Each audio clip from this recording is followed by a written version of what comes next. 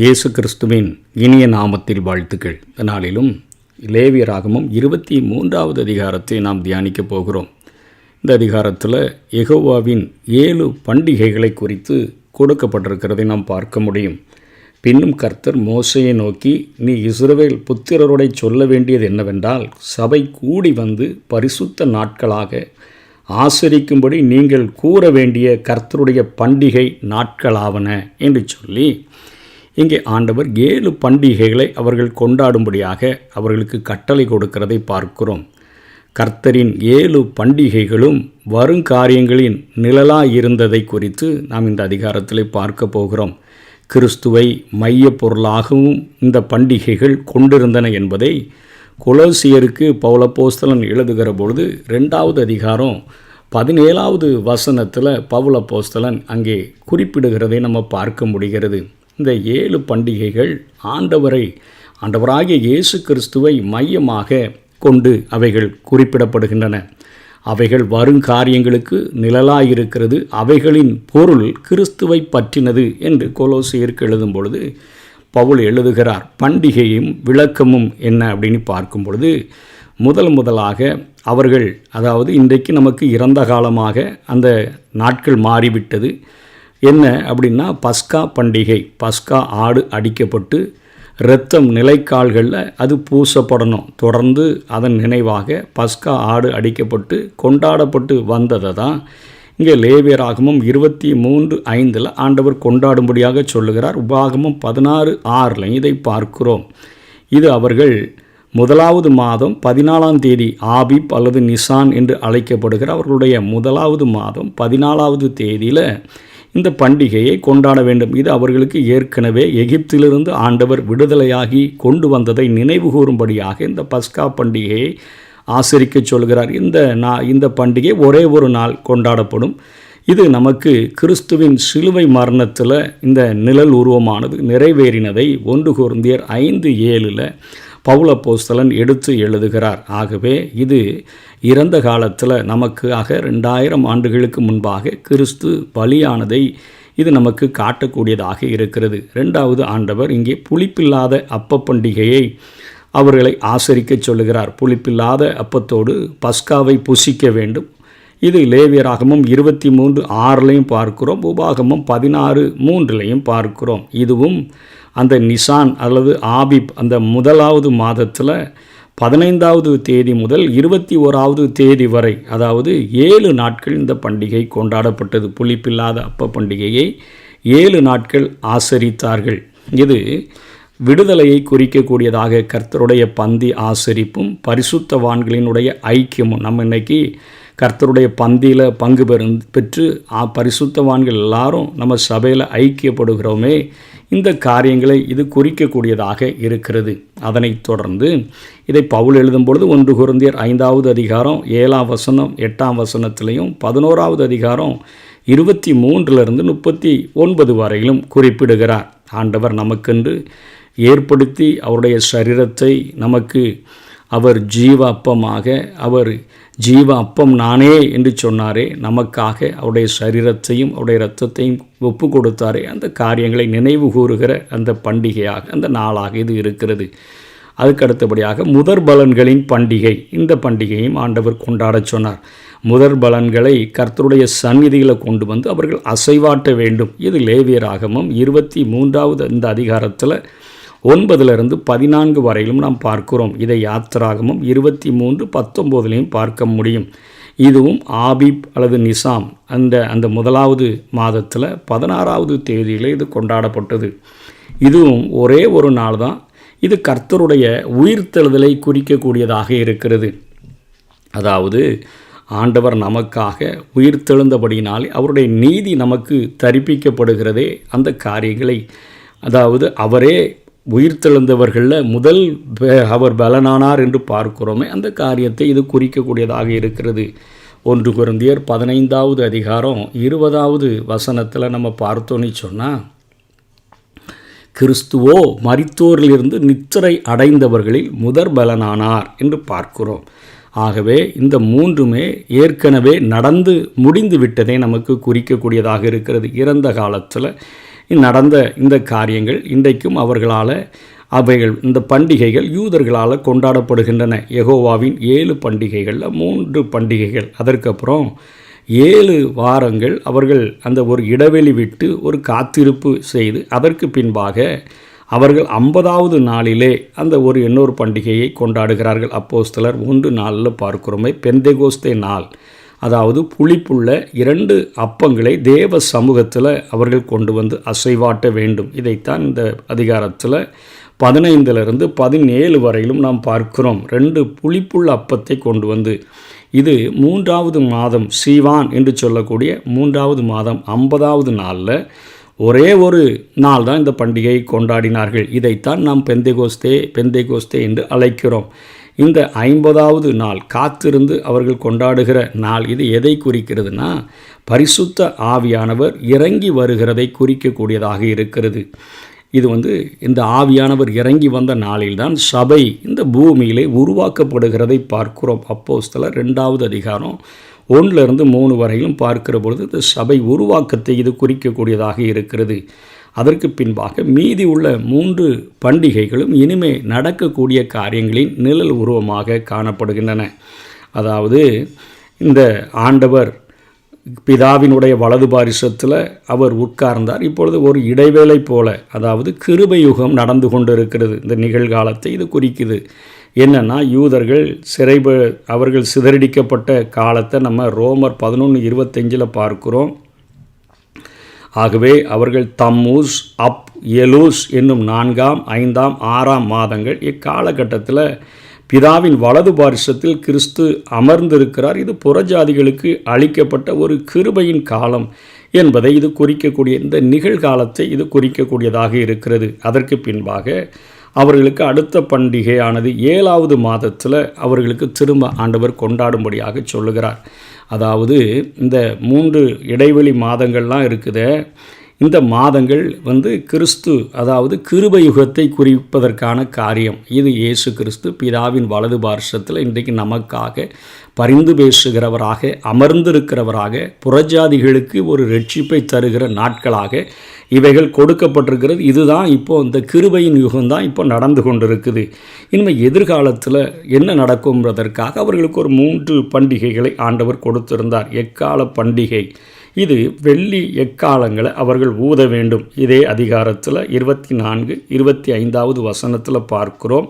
ஏசாயாவிலும் 18:3-7 வரையிலும், 27:13 சகரியாவில் 10:8 இந்த காரியங்களை பார்க்க முடியும். இது எத்தனீம் என்று சொல்லக்கூடிய அல்லது திஸ்ரி, அந்த 7வது மாதத்தில் இவர்கள் இதை கொண்டாடினார்கள். 7வது மாதம் 1ஆம் தேதியில் ஒரே ஒரு நாள் தான் இந்த பண்டிகை கொண்டாடப்பட்டது. சபைக்காக கிறிஸ்துவினுடைய இரகசிய வருகையை இது குறிக்கக்கூடியதாக இருக்கிறது. இந்த நேரத்தில் தான் யூதர்கள் தங்களுடைய தாய் நாட்டுக்கு வேகமாக அவர்கள் திரும்பி வருவார்கள்.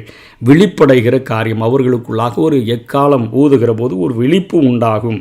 இந்த நேரத்தில் சபை கிறிஸ்துவோடு கூட எடுத்துக்கொள்ளப்பட்டு அந்த மத்திய ஆகாயத்தில் எடுத்துக்கொள்ளப்பட்டு என்றென்றைக்கும் அவரோடு கூட இருக்கிற பாக்கியத்தை பெறும். ஆனால் இவர்களுக்குள்ளாக ஒரு விழிப்படைந்து தங்களுடைய நாடுகளுக்கு செல்லக்கூடிய காரியங்களானது நடக்கும். அதே போல் பாவ நிவாரண நாள் என்கிற பண்டிகை, இது ஆத்துமாக்களை தாழ்மைப்படுத்தி பாவ பரிகாரம் செய்யக்கூடியதை குறிக்கக்கூடியதாக இருக்கிறது. இதனை லேவியராகமம் 16வது அதிகாரம் 3-34 வரையிலும் பார்த்துருக்கிறோம். லேவியராகமம் இந்த அதிகாரத்தில் 23, 27-32 வரையும் ஆண்டவர் சொல்லிக் கொடுக்கிறார். எத்தனீம் என்னும் திஸ்ரி, இதுவும் 7ஆம் மாதத்தில் 10ஆம் தேதியிலே இவர்கள் கொண்டாட வேண்டும். இதுவும் ஒரே ஒரு நாள் தான் இவர்கள் கொண்டாட வேண்டும். இந்த யூதர்களுடைய இது மனம் திரும்புதலை குறிக்கக்கூடியதாக இருக்கிறது. இந்த நாட்களில் அவர்கள் மனம் திரும்புதலுக்கு நேராக அவர்கள் தங்களை அர்ப்பணிப்பார்கள் என்கிற காரியத்தை இது குறிக்கக்கூடியதாக, இந்த பண்டிகை எதிர்காலத்தில் நடக்கக்கூடிய காரியங்களை குறிக்கக்கூடியதாக இருக்கிறது. இதனை சகரியா தன்னுடைய அந்த தீர்க்க தரிசன புத்தகத்தில் 12வது அதிகாரத்தில் எடுத்து எழுதும் பொழுது 10-14 வரையிலும் நாம் பார்க்க முடியும். நான் தாவீது குடும்பத்தாரின் மேலும் எருசலேம் குடிகள் மேலும் கிருபையின் ஆவியையும் விண்ணப்பங்களின் ஆவியையும் ஊற்றுவேன். அப்பொழுது அவர்கள் தாங்கள் குத்தின என்னை நோக்கி பார்த்து, ஒருவன் தன் ஒரே பேரானவனுக்காக புலம்புகிறது போல எனக்காக புலம்பி, ஒருவன் தன் தலைச்சன் பிள்ளைக்காக துக்கிக்கிறது போல எனக்காக மனங்கசந்து துக்கிப்பார்கள். அந்நாளிலே மெகிதோன் பட்டணத்து பள்ளத்தாக்கின் ஊராகிய ஆதாம்திரீன் மோனின் புலம்பலைப் போல எருசலேமின் புலம்பல் பெரிதாயிருக்கும். தேசம் புலம்பிக் கொண்டிருக்கும். ஒவ்வொரு வம்சமும் தனித்தனியாக புலம்பும். தாவீது குடும்பத்தார் தனியையும் அவர்கள் ஸ்திரீகள் தனியையும், நாத்தான் குடும்பத்தார் தனியையும் அவர்கள் ஸ்திரீகள் தனியையும், லேவி குடும்பத்தார் தனியையும் அவர்கள் ஸ்திரீகள் தனியையும், சிமேயி குடும்பத்தார் தனியையும் அவர்கள் ஸ்திரீகள் தனியையும், மற்றும் உண்டாக சகல குடும்பங்களிலும் ஒவ்வொரு குடும்பத்தின் மனுஷர் தனித்தனியையும் அவர்களுடைய ஸ்திரீகள் தனித்தனியையும் புலம்புவார்கள். இது ஒரு பெரிய மனம் திரும்புதலை அவர்களுக்கு கொண்டு வரக்கூடிய பண்டிகை. பாவ நிவாரண நாள். ஆத்துமாக்களை தாழ்மைப்படுத்தி, இது இஸ்ரவேல் அவர்கள் யெகோவாவினால் கொடுக்கப்பட்ட பண்டிகை. இது நிழலாட்டம் எதை குறிக்கிறது? அவர் இரகசிய வருகையில் சபையை எடுத்துக்கொண்ட பின்பு இவர்கள் ஒன்று கூடி வருகிறார்களே, அந்த நேரத்தில் இந்த காரியங்கள் அவர்களுக்காக நடக்கும். அவர்கள் தன்னுடைய தலைச்சன் பிள்ளைக்காக துக்கிக்கிறது போல இயேசுவுக்காக குத்தின அவரை பார்த்து அவர்கள் துக்கித்து மனம் திரும்பி கதறுவார்கள் என்கிற காரியம் நடக்கும் என்று சொல்லப்படுகிறது. அதை போல கடைசியாக 7வது பண்டிகையாக கூடார பண்டிகை. வனாந்திர பயணத்தினுடைய நினைவு கூறுதலை கூடாரங்களில் குடியிருந்து அவர்கள் கொண்டாட வேண்டும். இதைத்தான் இந்த அதிகாரத்தில் 42வது வசனம், 43வது வசனம் மற்றும் உபாகமம் 16, 13 பார்க்கிறோம். இதுவும் எத்தினி என்னும் திசுரி, அதாவது இந்த 7வது மாதத்தில் 15வது தேதியிலிருந்து 21வது தேதி வரையிலும் 7 நாட்கள் இவர்கள் கொண்டாட வேண்டும். இது இயேசு கிறிஸ்துவினுடைய 2வது அந்த வெளிப்படையான வருகை. அதற்கு பின்பாக இந்த பூமியில் 1000 ஆண்டு ஆட்சி, தேவனுடைய ராஜ்யம் இந்த பூமியில் ஸ்தாபிக்கப்படக்கூடியதை குறிக்கக்கூடியதாக இருக்கிறது. தானியேல் கண்ட தரிசனத்தின்படி கையால் பெயர்க்கப்படாத ஒரு பெரிய கல் உருண்டு வந்து அது இந்த சிலையினுடைய பாதத்தின் மேலே மோதி அதெல்லாம் அடித்து நொறுக்கி போட்டு இந்த பூமி முழுவதையும் நிரப்பிற்று என்று சொல்லப்படுகிறதே, அந்த காரியமானது நடக்கும். இந்த 3 பண்டிகைகளும் எதிர்காலத்தில் நடக்கக்கூடிய காரியங்களை குறிக்கக்கூடியதாக இருக்கிறது. அதாவது இந்த பண்டிகையில் இயேசு கிறிஸ்துவனுடைய எக்கால பண்டிகையில் அவருடைய இரகசிய வருகை, இதில் இவர்கள் வெளிப்படைகிறார்கள், சபை எடுத்துக்கொள்ளப்படுகிறது. அவர்கள் இயேசுவை குத்தின அந்த காரியங்களை நினைத்து மனங்கசந்து அழுது குடும்பமாக தனித்தனியாக கதறி மனம் திரும்புகிறார்கள். அதற்கான பண்டிகை பாவ நிவாரண நாள் பண்டிகையாக கொண்டாடப்படுகிறது. கூடாரங்களில் அவங்க குடியிருந்தாங்களே, அந்த கூடாரங்களை நினைவு கூறும்படியாக கொண்டாடுகிற பண்டிகையில் இயேசு கிறிஸ்து வெளிப்படையான அந்த வருகை. அதற்கு பின்பாக இந்த பூமியில் தேவனுடைய ராஜ்யம் ஸ்தாபிக்கப்பட்டு உலகம் முழுவதையும் எருசலேமை மையமாக கொண்டு இயேசு கிறிஸ்து ஆளப்போகிற அந்த காரியங்களை குறிக்கக்கூடியதாக இருக்கிறது. பண்டிகைகள் எல்லாம் கர்த்தரினுடைய கட்டளைகளாக இங்கே கொடுக்கப்பட்டிருக்கிறதை பார்க்கிறோம். கர்த்தர் விருந்தளிக்கிறவரும் மக்கள் விருந்தினருமாக இருந்ததை இந்த அதிகாரத்தில் நாம் பார்க்கிறோம். எனவே கர்த்தரினுடைய இந்த விருந்துகள் மிகவும் கொண்டாட்டம் நிறைந்ததாக இருந்ததை நாம் பார்க்கிறோம். இந்த பண்டிகைகள் கொண்டாட ஆண்டில் 3 முறை அவர்கள் அனைவரும் எருசலேம் செல்ல வேண்டும். 1ஆம் மாதத்தில் பார்த்தோம், 50 நாட்கள் இடைவெளி பார்த்தோம். பின்பாக 7வது மாதம் இந்த 3 முறைகளும் அவர்கள் ஆண்கள் எல்லாரும் எருசலேமுக்கு இந்த பண்டிகைகளை கொண்டாட செல்ல வேண்டும். ஆனால் அந்த நேரத்தில் அந்நியர் எவரும் தேசத்தை இச்சிக்க மாட்டார்கள் என்று யாத்திராகமம் 34, 24 பார்க்கிறோம். அந்த தேசத்தில் யாருமே எதையுமே செய்ய முடியாது. அவ்வளவு அழகான பராமரிப்பை ஆண்டவர் கொடுத்து அவர்களுக்கு விருந்து கொண்டாடுதலை அவர்களுக்கு ஏற்படுத்தி இருந்ததை பார்க்கிறோம். பண்டிகைகளை குறிக்கக்கூடிய எபிரேய சொற்கள் அது என்னன்னா, ஹாக் என்று சொல்லப்படுகிறது, நடனத்துடன் தொடர்புடையது. அதே போல் மோயட் என்று சொல்லப்படுகிறது, தேவ திட்டத்தின்படி கூடு வருகிறதை குறிக்கிறது. அதே போல் மிஸ்டக் என்பது விருந்துடன் தொடர்புடையதாக இருக்கிறது. இவ்வாறு தேவ சித்தத்தின்படி கூடி விருந்துடன் நடனமாடும் கொண்டாட்டமே கர்த்தருடைய பண்டிகைகளாக இருந்தன. இவ்வாறு விளங்கின பண்டிகைகள் தான் காலப்போக்கில் யூதர்களுடைய பண்டிகை என பெயர் மாற்றம் பெற்ற நிலையை அந்த ஆன்மீக வீழ்ச்சியை காட்டும்படியாக யோவான் தன்னுடைய சுவிசேஷ நூலில் 6வது அதிகாரம் 4வது வசனத்தில் எழுதுகிறான். யூதருடைய பண்டிகை ஒன்று வந்தது என்று கர்த்தருடன் கொண்டாடினவர்கள் பின்பு தங்களுக்காக கொண்டாட ஆரம்பித்து விட்டபடியினால யெகோவாவின் பண்டிகைகள் யூதர்களின் பண்டிகையாக மாறிவிட்டது. இந்த பின்னணியில் நின்று கொண்டு கிறிஸ்து சில உவமைகளை எல்லாம் கற்றுக் கொடுத்தார். அவற்றை மத்தேயு எழுதின சுவிசேஷத்தில் நாம் காண முடிகிறது. அதாவது இது எப்போல்லாம் நிறைவேறிச்சின்னு நம்ம பார்க்கும் பொழுது பஸ்கா பண்டிகை இதில் கிறிஸ்துவினுடைய பலியை குறிக்கிறது. புளிப்பில்லாத அப்ப பண்டிகை கர்த்தருடைய பந்தியையும் ஐக்கியத்தையும் குறிக்கிறது. முதற்பலனின் பண்டிகை கிறிஸ்துவினுடைய உயிர்த்தெழுதலை குறிக்கிறது. பெந்தேகோஸ்தே நாள் ஆவியானவர் இறங்கி வந்து சபையை அவர் உருவாக்கினதை குறிக்கிறது. இனி நிறைவேற இருக்கிற பண்டிகைகள் எக்கால பண்டிகை கிறிஸ்துவின் இரகசிய வருகையையும் யூதர் ஒன்று கூடுதலையும் குறிக்கிறது. பாவ நிவாரண பண்டிகை இல்லைன்னா பாவ பரிகார நாள் கிறிஸ்துவினுடைய வெளிப்படையான வருகையையும் யூதர்களுடைய மனம் திரும்புதலையும் குறிக்கிறது. கூடார பண்டிகை 1000 ஆண்டு அரசாட்சியை குறிக்கிறது. மத்தேயு 24, 25 அதிகாரங்களில் காணப்படும் கிறிஸ்துவினுடைய 7 உவமைகள் இனி நிகழ வேண்டிய யூதரின் வாழ்க்கை சம்பவங்களை மறைமுறை பொருளாக கொண்டுள்ளன. அத்திபர உவமையை பார்க்கிற பொழுது சிதறிய இஸ்ரவேலர்கள் கடைசி காலத்தில் அவர்கள் ஒன்று சேருவதை குறிக்கிறது. இது 1948 இது தொடங்கிவிட்டதை பார்க்கிறோம். நோவாவினுடைய கால திடீர் நியாய தீர்ப்பு மேசியா வருகைக்கு ஆயத்தமின்றி இருக்கக்கூடிய இஸ்ரவேலரை குறிக்கிறது. திருடனைப் போல வருகை. இஸ்ரவேலர்கள் அசட்டைத்தனமாக விழிப்பற்ற நிலையில் இருந்தார்கள்னா அவர்களுக்கு பாதிப்பு. உண்மையும் விவேகமும் உள்ள ஊழியக்காரன் உபத்திரவ காலத்தில் உத்தமமாக இருப்பதையும் 1000 ஆண்டு ஆட்சி காலத்தில் பிரதிபலன்கள் பெறுகிறதையும் காட்டுகிறது.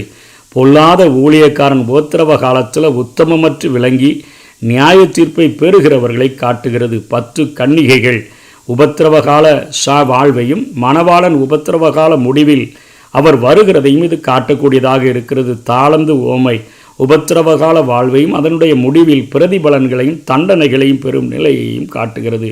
தொடர்ந்து வருகின்ற செம்மறி வெள்ளாடு ஓமை மத்தேயு 25:31-46 வரை பார்க்கிறோமே. கிறிஸ்துவினுடைய வெளிப்படையான வருகையின் போது புறஜாதியாரினுடைய நடுவில் நிகழும் நிகழ்ச்சியை குறிக்கிறது. தேவனுடைய மிகவும் சிறியவர்களுக்கு உதவுதன் அடிப்படையில் 1000 ஆண்டு ஆட்சியில் நுழையவும் தண்டனை பெறவும் இவர்களுக்கு வாய்ப்பளிக்கப்படுகிறது.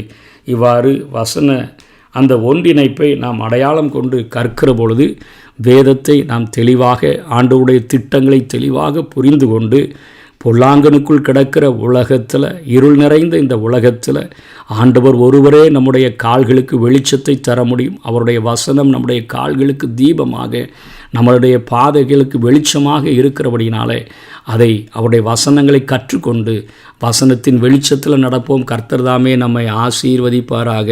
ஆமென்.